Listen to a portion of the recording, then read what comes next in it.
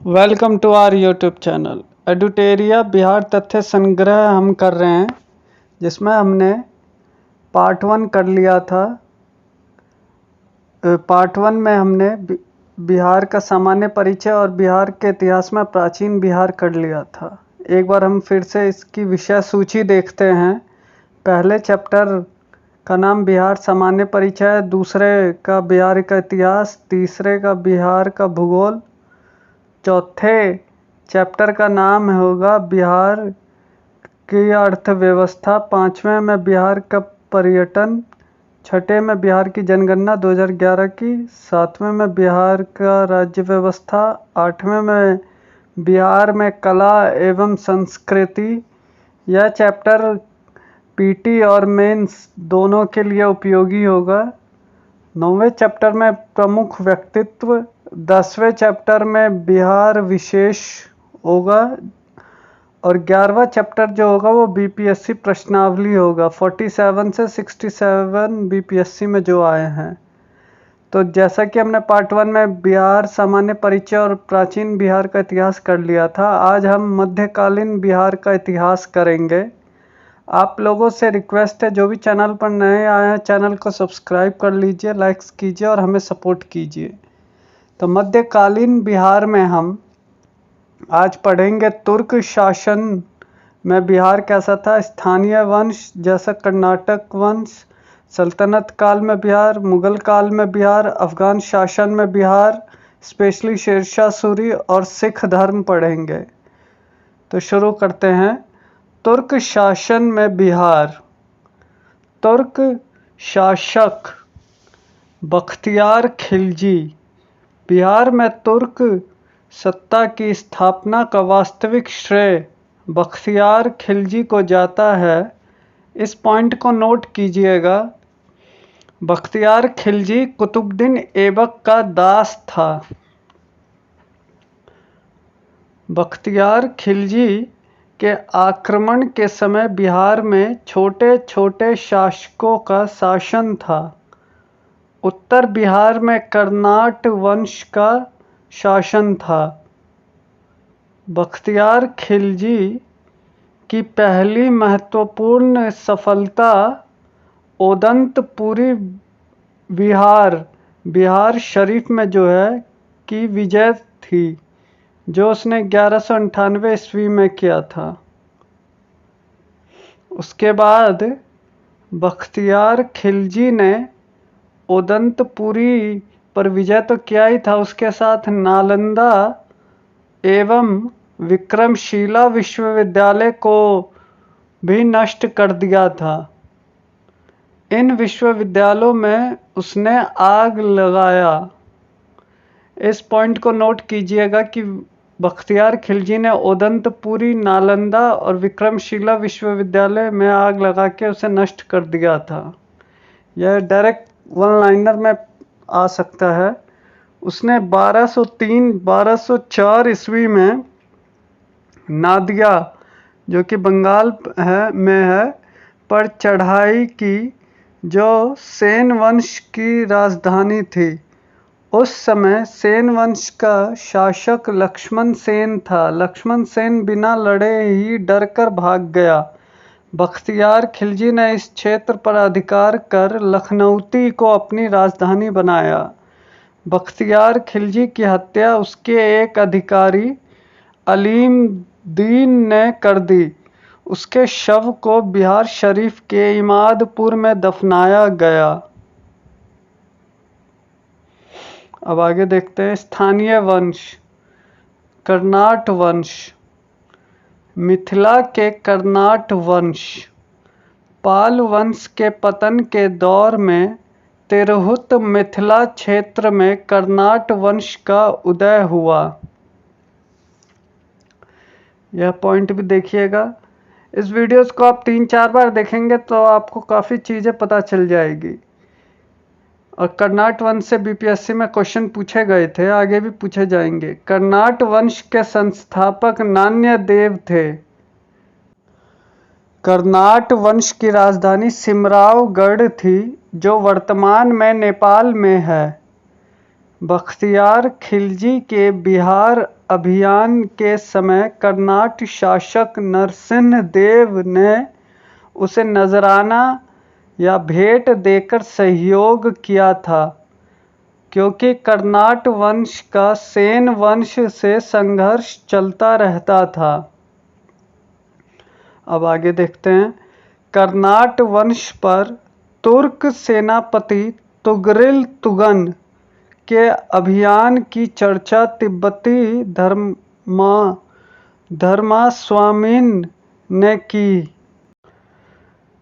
सामान्यतः दिल्ली के सुल्तान के साथ कर्नाट वंश का संबंध नजराना एवं भेंट का था, परंतु गयासुद्दीन तुगलक ने अपने बंगाल अभियान, जो उसने 1324 से 1325 के आसपास की, के क्रम में कर्नाट क्षेत्र पर विजय प्राप्त कर लिया था।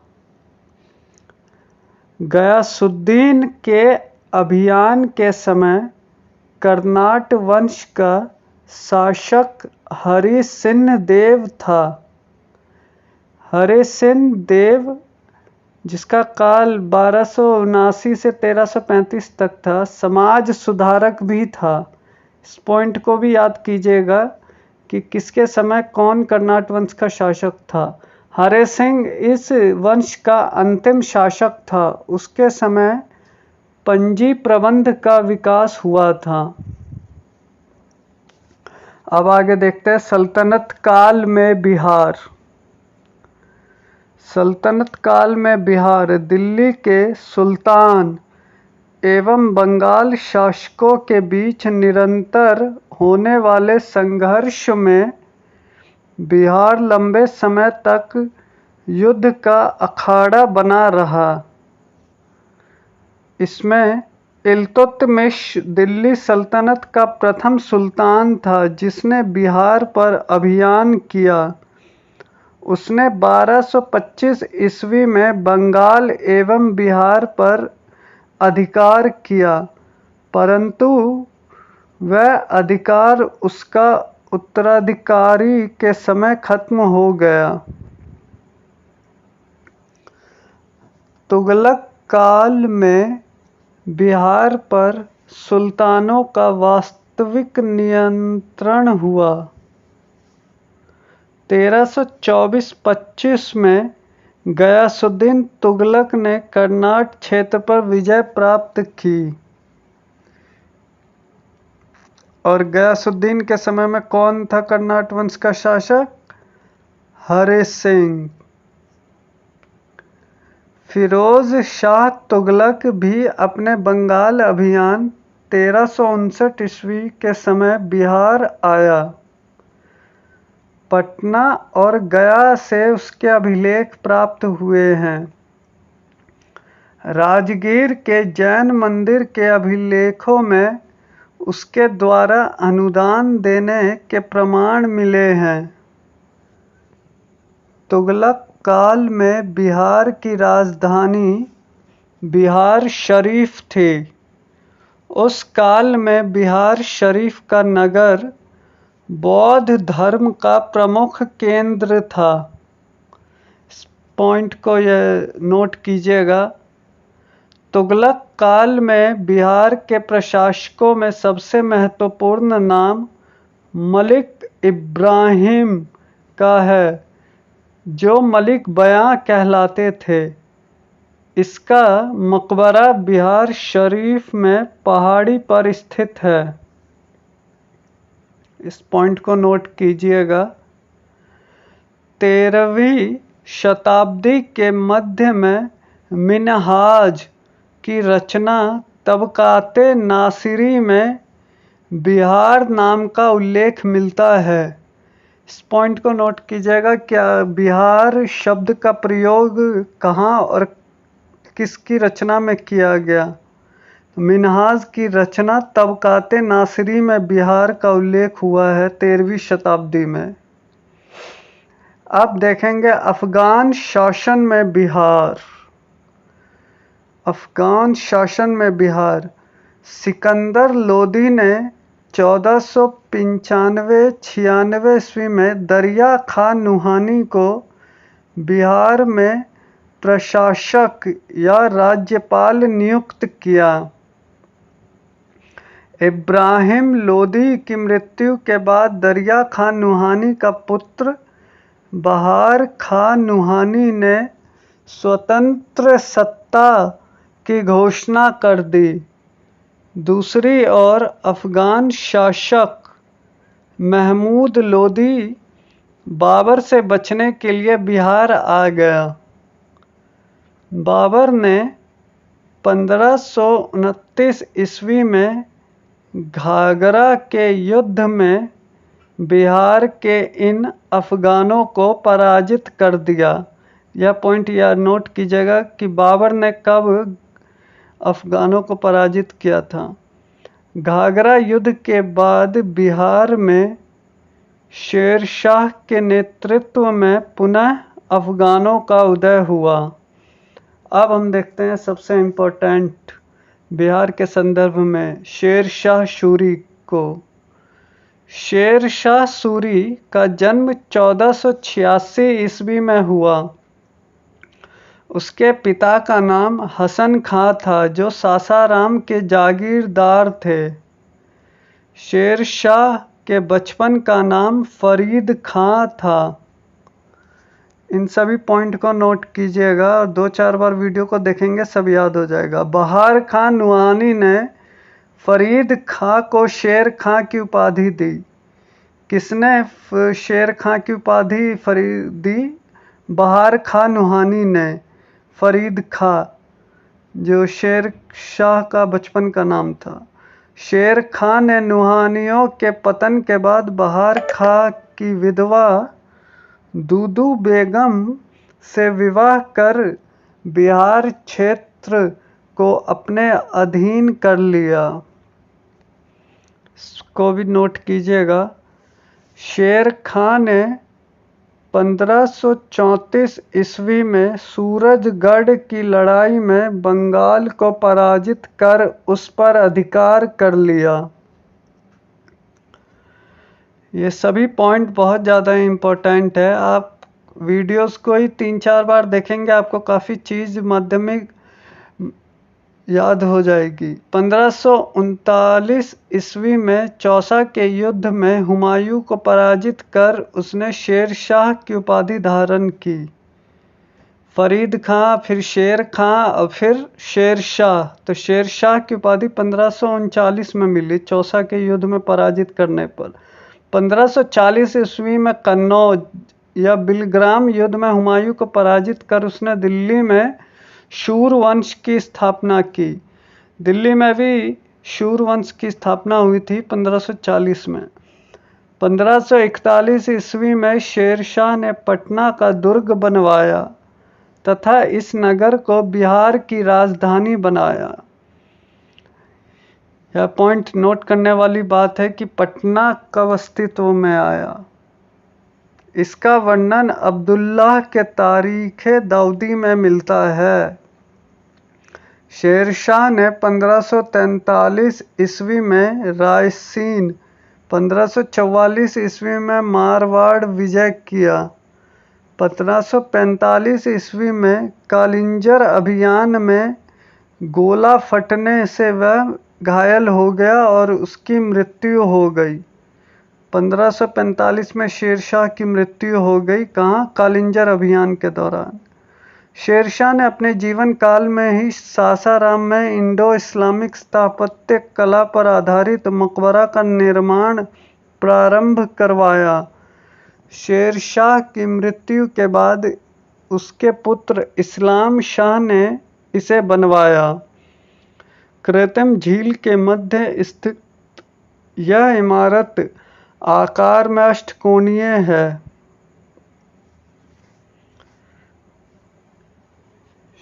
अब आगे देखते हैं। शेर शाह ने बिहार में रोहतास किला भी बनवाया। शेर शाह ने जब्ती प्रणाली चलाई जिसमें भूमि की माप के आधार पर लगान निर्धारण किया जाता था। बाद में इसे अकबर ने भी अपनाया। शेरशाह के बारे में आगे बात करते हैं। शेरशाह का शासन सुव्यवस्थित शासन प्रणाली के लिए प्रसिद्ध था। उसने संचार व्यवस्था, डाक व्यवस्था, सैन्य व्यवस्था, राजस्व व्यवस्था में व्यापक सुधार किए थे। शेरशाह के बाद उसका पुत्र जलाल खां इस्लाम शाह की उपाधि के साथ गद्दी पर बैठा। बाद में शूर वंश 3 भागों में बट गया। 1555 ईस्वी में मच्छीबार एवं सरहिंद के युद्ध में हुमायूं ने सिकंदर सूरी को पराजित कर शूर वंश का अंत कर दिया। तो इसको नोट कीजिएगा कि शूर वंश का अंतिम शासक कौन था? सिकंदर शूर। अब देखते हैं हम सबसे इम्पोर्टेंट, मोस्ट अवेटेड, मुगल काल में बिहार की क्या स्थिति थी। शेरशाह की मृत्यु के बाद कुछ वर्षों तक शूर वंश की सत्ता बनी रही, लेकिन 1555-56 में मुगल राज्य की पुनः स्थापना हो गई। दिल्ली में मुगल राज्य की पुनः स्थापना के समय बिहार में ताज खां करारनी के नेतृत्व में एक अफगान राज्य का गठन हुआ। ताज खां करारानी ने अकबर के प्रति सम्मान की नीति अपनाई, लेकिन उसके पुत्र दाऊद खां करारानी ने इसका विरोध किया। अकबर ने उसे दंडित करने के लिए स्वयं आक्रमण किया। 1576 ईस्वी में उसने पटना को जीत लिया। अकबर ने कब बिहार पर आक्रमण किया? 1576 ईस्वी में। और दाऊद खां को पटना छोड़कर भागना पड़ा। दाऊद खां बिहार का अंतिम अफगान शासक सिद्ध हुआ। इस पॉइंट को भी नोट कीजिएगा। फिर आगे देखते हैं। 1580 ईस्वी में बिहार को मुगलों द्वारा एक सूबा या प्रांत का दर्जा दिया गया। 1580 में बिहार को एक सूबा या प्रांत का दर्जा दिया गया। इस पॉइंट को नोट कीजिएगा। अकबर द्वारा मुनीम खां को बिहार का गवर्नर बनाया गया। अकबर ने सबसे पहले मुनीम खां को बिहार का गवर्नर बनाया प्रांत बनने के बाद। अकबर के समय राजा मानसिंह को बिहार का प्रांतपति 1587 ईस्वी से 1594 ईस्वी तक थे बनाया गया। मानसिंह के समय मुगल साम्राज्य बिहार में काफी मजबूत हो गया था।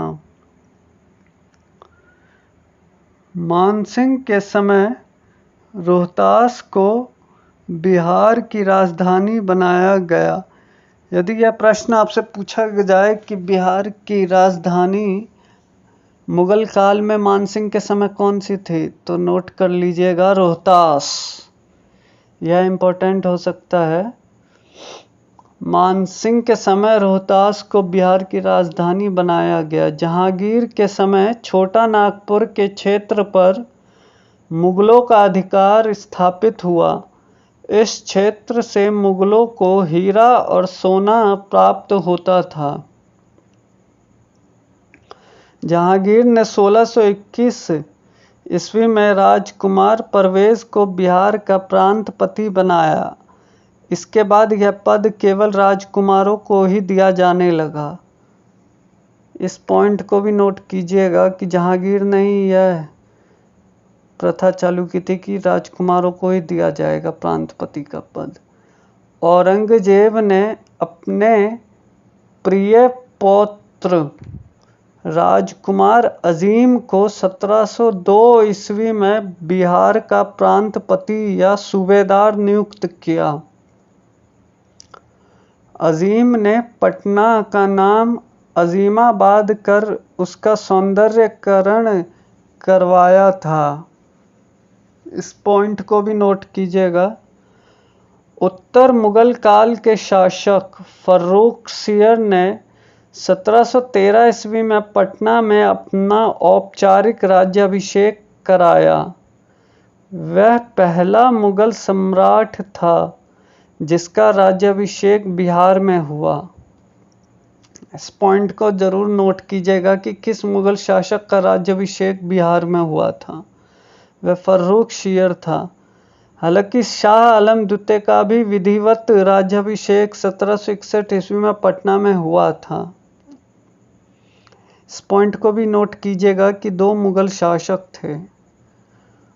औरंगजेब की मृत्यु जो 1707 ईस्वी में हुई के बाद कमज़ोर होती सत्ता में बिहार बंगाल का भाग बन गया।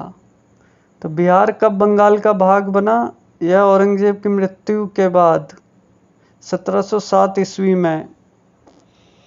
मुर्शीद कुली खां 1727 ईस्वी तक बिहार बंगाल उड़ीसा का सूबेदार रहा। उसके बाद सरफराज खां नवाब बना। अलीवर्दी खां ने गिरिया के युद्ध 1740 ईस्वी में सरफराज खां को पराजित किया और बंगाल का नवाब बन गया। उसने मुगल सम्राट को 2 करोड़ रुपए देकर अपने पद को स्थायी बना दिया। 1756 ईस्वी में अलीवर्दी खां की मृत्यु तक बिहार बंगाल एवं उड़ीसा क्षेत्र पर उसका प्रत्यक्ष नियंत्रण रहा। आप केवल एडुटेरिया का जो बिहार स्पेशल है यही अगर कर लेंगे तो काफ़ी प्रश्नों के आपको उत्तर मिल जाएंगे। ये वाकई में बहुत अच्छा है। अब हम देखेंगे सिख धर्म। यदि आप इस वीडियोस को 3-4 बार देखेंगे बढ़िया से तो आपको काफ़ी चीज़ें पता चल जाएगी जो आपको एग्ज़ाम में मदद करेगी। सिख धर्म और बिहार। सिख धर्म के संस्थापक गुरु नानक देव थे। उन्होंने बिहार में गया, राजगीर, पटना, मुंगेर और भागलपुर आदि की यात्रा की थी। सिख धर्म के 9वें गुरु श्री तेग बहादुर भी सासाराम गया होते हुए पटना आए थे। यहाँ वे अपनी पत्नी गुजरी देवी को छोड़ गए थे जो माँ बनने वाली थी। यहाँ पटना में गुरु गोविंद सिंह जी का जन्म हुआ था। तो सिख धर्म में भी बिहार बहुत ज़्यादा विशेष स्थान रखता है क्योंकि पटना में 10वें गुरु श्री गुरु गोविंद सिंह जी का जन्म हुआ था। सिख धर्म के 10वें एवं अंतिम गुरु गोविंद सिंह का जन्म पटना में 26 दिसंबर 1666 ईस्वी को हुआ। गुरु गोविंद सिंह 1676 ईस्वी में 10वें गुरु बन गए तथा 1699 ईस्वी में उन्होंने खालसा पंथ की स्थापना की। तख्त श्री हरमिंदर पटना साहिब सिख धर्म का प्रमुख तीर्थ स्थल है। इसका निर्माण महाराजा रंजीत सिंह ने करवाया था। यह पॉइंट